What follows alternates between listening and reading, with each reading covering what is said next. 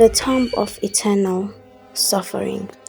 In the far reaches of the desert, where the wind moans like a dying god and the sand swallows all memory, lies an acropolis forgotten by time. There beneath the broken bones of sunken statues and half-buried opolis sleeps the tomb of Pharaoh Akhet, a name erased from history, yet whispered still in the dreams of those who live too near the wasteland. It is said Akhet defied death itself. In his final days, stricken by plague and delirium, he called forth priests whose tongues were blackened by forbidden rite. To them he spoke of a promise, a covenant with powers that reach beyond mortal sight. In exchange for his soul, he demanded dominion everlasting. And when death came to claim him, he met it smiling, his eyes open, his breath cold with the stench of eternity. He was entombed alive, they say. His scream sealed behind stone. His servants vanished soon after. Their bones were never found. The centuries forgot his face, but not his curse. When the desert wind is still and the moon hangs like a dead eye above the downs, some claim they can hear a low hum beneath the sand, a pulse that does not belong to the living, and they whisper, the tomb breathes still.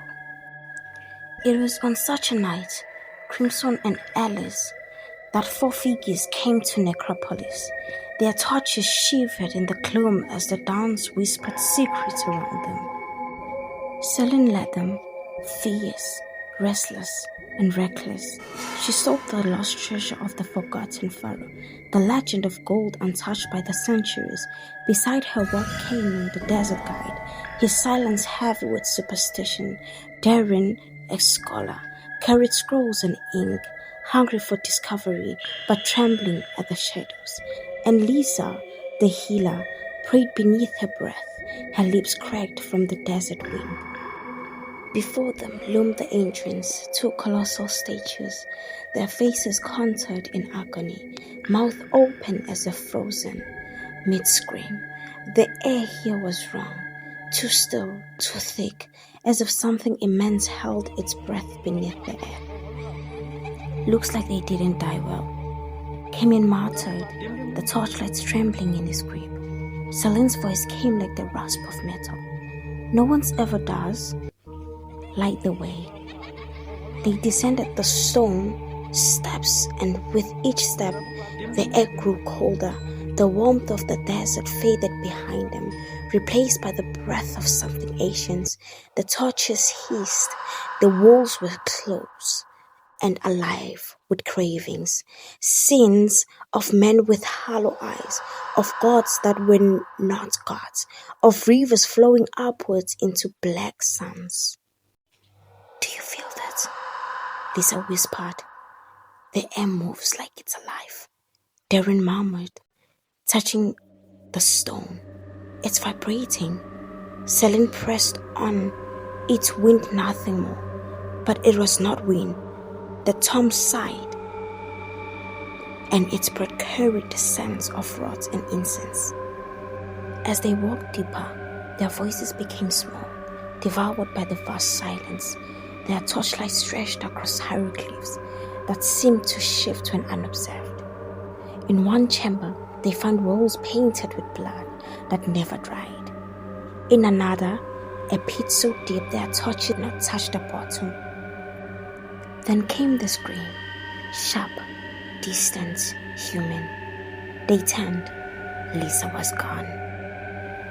Her torch lay spinning on the floor, its light dancing across the far wall. And there, pinned upright by unseen force, was Lisa, her mouth stretched wide in terror, her eyes bleeding thin trails of sand. Don't touch her, Selene hissed as Darren stepped forward. What happened to her? He stammered. Cayman's face was ashen. She looked upon the dead, and they looked back. Before anyone could speak again, A whisper slid through the corridor, soft, crawling, almost tender. 1 down, 3 to go. Their torches flickered, shadows gathered. When the light steadied, Cayman was gone. Only his knife remained, its edge slick with blood. "Stop this!" Darren screamed into the darkness. "Show yourself!" And something did. A whisper, no louder than a breath, brushed the edges of his mind.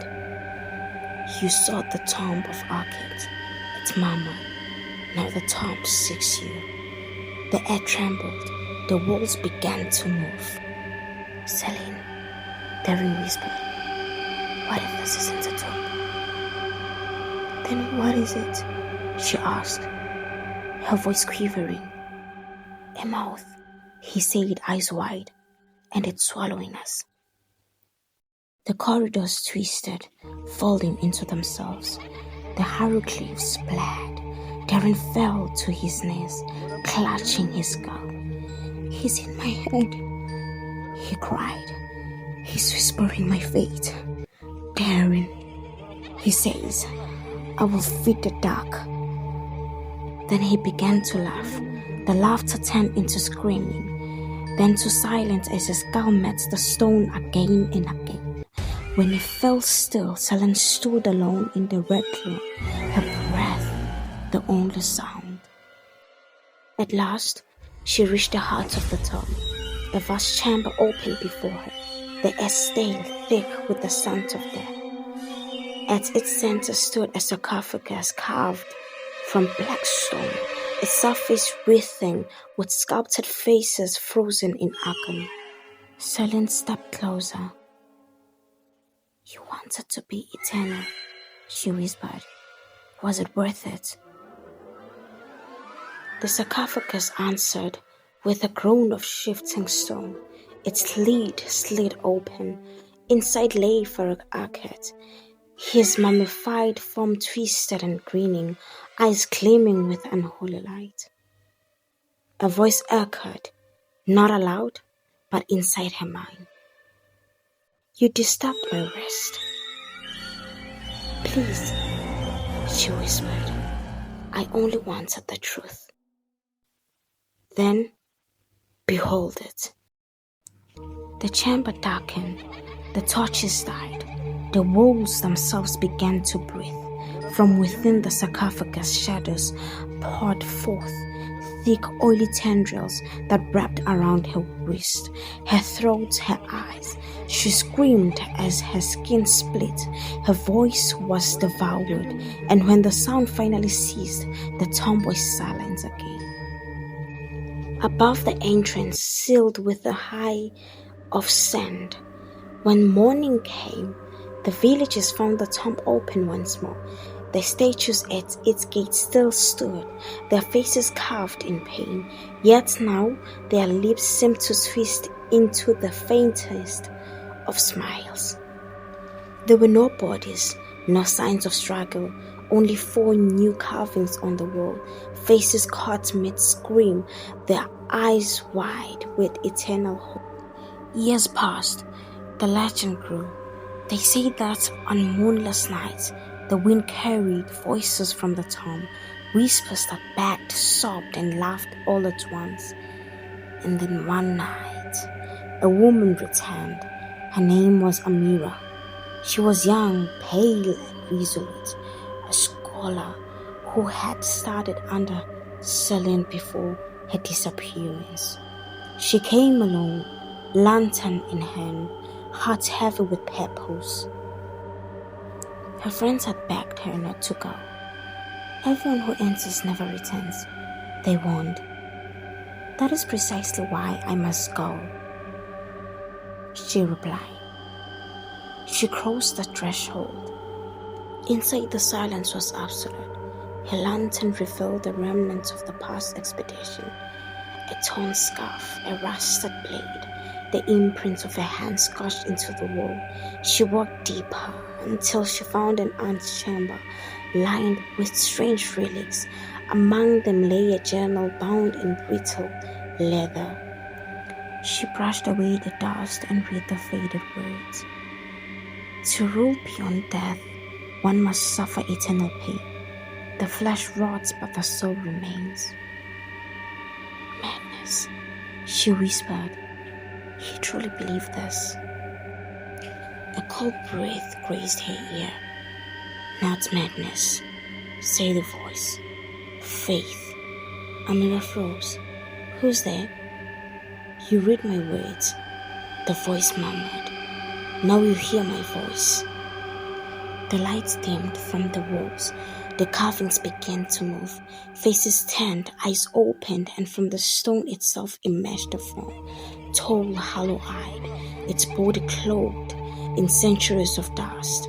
Pharaoh Arkhet smiled, his teeth black with time. You have come for a child of the living, he said softly. Now join my collection. The lantern shattered. Darkness fell. When dawn returned to the necropolis, the deserts were silent again. The villagers found the tomb open again, its guidance unchanged. Yet in the sand before the entrance lay a single journal, Amiri's, its final words scrawled in desperate haste across the last page. I am not alone. The wind rose, carrying with it a faint human sound, a whisper of laughter, hollow and eternal, and the statues, for just a moment, seemed to smile wilder than before.